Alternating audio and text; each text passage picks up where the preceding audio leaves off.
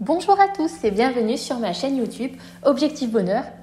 Aujourd'hui, on se retrouve pour trier les jouets des enfants. Je sais que pour beaucoup, c'est quelque chose de très difficile à faire, mais je vais ici vous donner les clés pour réaliser à désencombrer les jouets avec succès.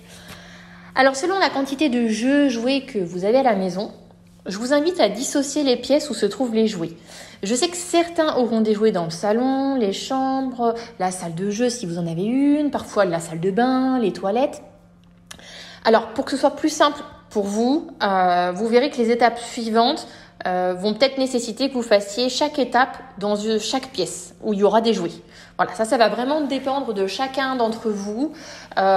S'il y a des jouets partout dans chaque pièce, c'est pas grave. Vous avez le droit. Après, voilà, c'est une organisation chacun à avoir. Après, peut-être que le tout, c'est de pas avoir 100 jouets par pièce. Voilà, même si j'exagère un peu, mais on sait jamais. Il y a peut-être chez vous des filles qui ont beaucoup accumulé.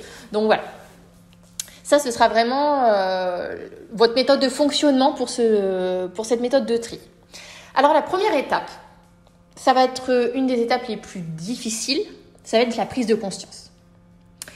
Et ce que j'aimerais que vous notiez en commentaire aussi, d'ailleurs, juste en dessous de la vidéo, c'est déjà, d'après vous, combien de jouets a besoin d'un enfant ? Et ce que je vous invite à faire, c'est ensuite de définir votre limite. Je vous donne mon exemple. J'ai réfléchi à cette question avant de commencer mon tri et je me suis dit, il y a 31 jours ou 30 jours par mois, mes enfants sont gardés en crèche ou ils vont à l'école la journée. Donc, je me dis qu'un jouet par jour, c'est une bonne moyenne, sachant qu'il y a des jours où ils vont pas jouer du tout et il y a des jours où ils vont jouer avec 2, 3, 4, 10 jouets. Ça va vraiment dépendre. Donc, je me suis dit, la limite de 31 jouets, c'est une bonne base pour commencer. Et d'ailleurs, c'est une base que je me fixe toujours pour le moment. Alors, pour être complètement honnête, pour l'instant, j'y suis pas tout à fait. Je suis plutôt autour d'une quarantaine de jeux. Mais voilà, c'est quelque chose que je retravaille régulièrement et je sais que petit à petit, je vais finir par y arriver. Et donc, pour moi, c'est quelque chose qui est suffisant parce qu'on sait aussi que, je sais pas moi, le week-end, on va faire des balades.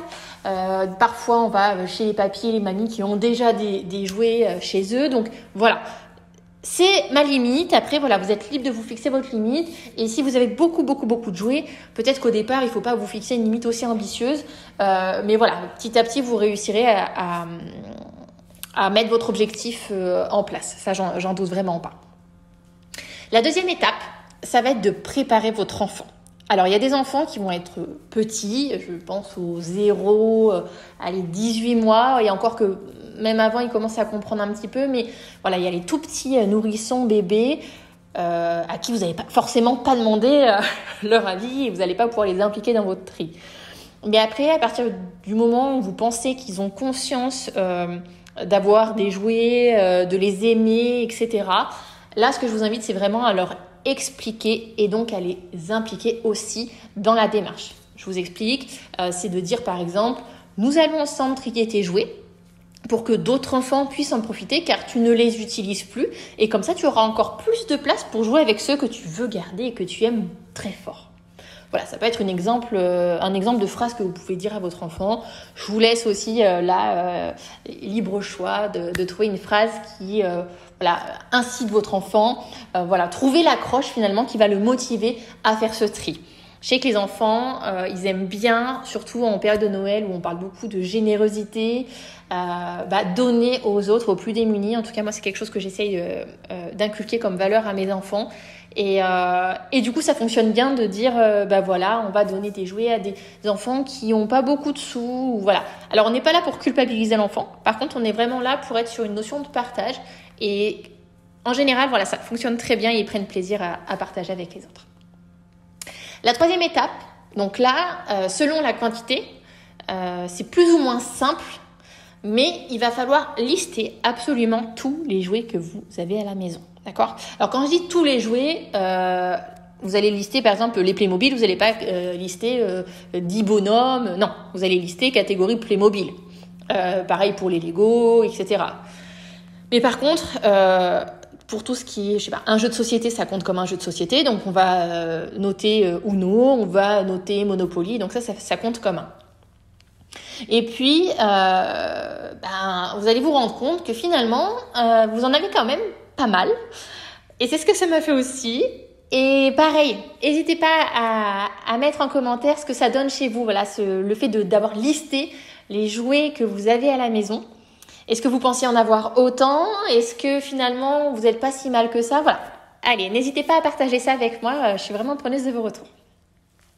Une fois que vous avez fait ce gros travail de liste, je sais que ça vous aura pris du temps et que peut-être que quand vous allez faire ça, vous allez me détester. Mais voilà, c'est vraiment essentiel. Vous allez passer à la 4e étape. Donc, si parmi la liste que vous allez avoir écrite, il y en a que vous voyez cassés et qui ne servent vraiment plus, vous en êtes sûr, votre enfant ne les regarde pas, c'était sous le lit, c'était... Bon, bref, peu importe. Ça, c'est recyclage, d'accord ?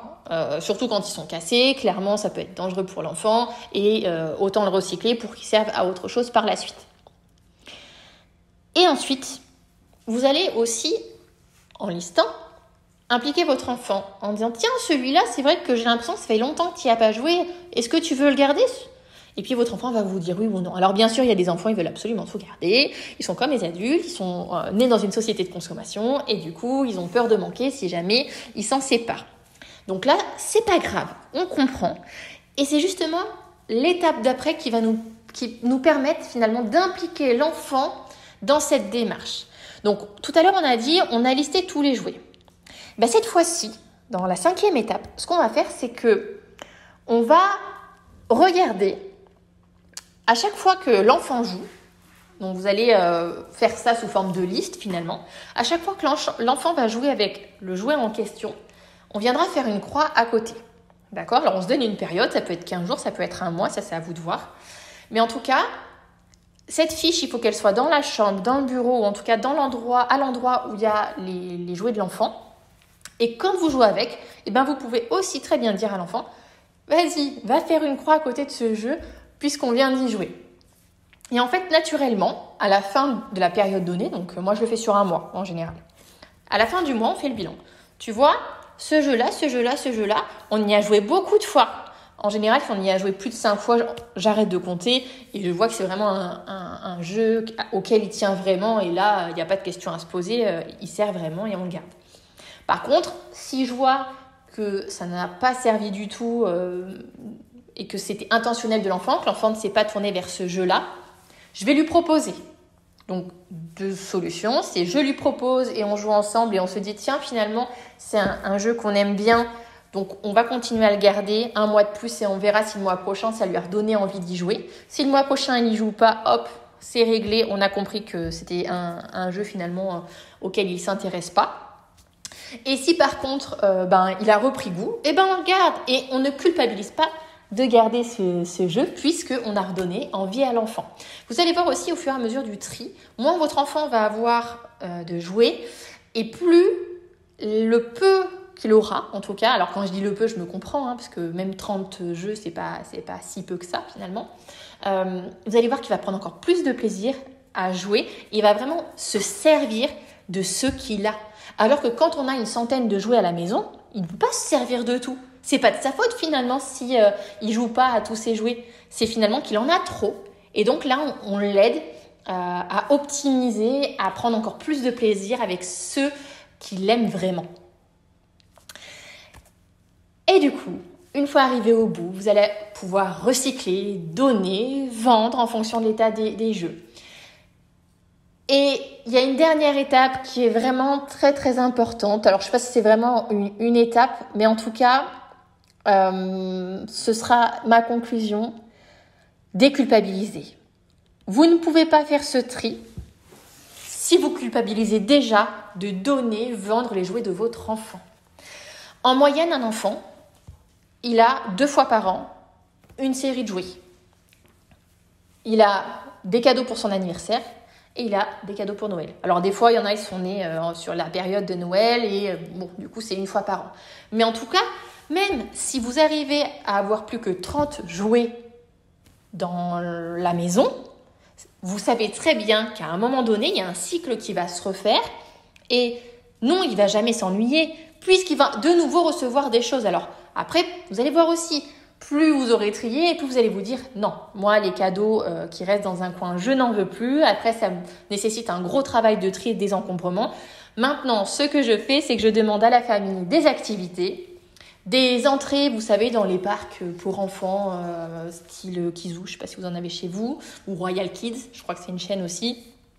Ou demander des cartes d'entrée à la piscine ou des places de cinéma. Alors places de cinéma, moi je l'ai pas encore fait, mais je sais que pour mes neveux je le fais.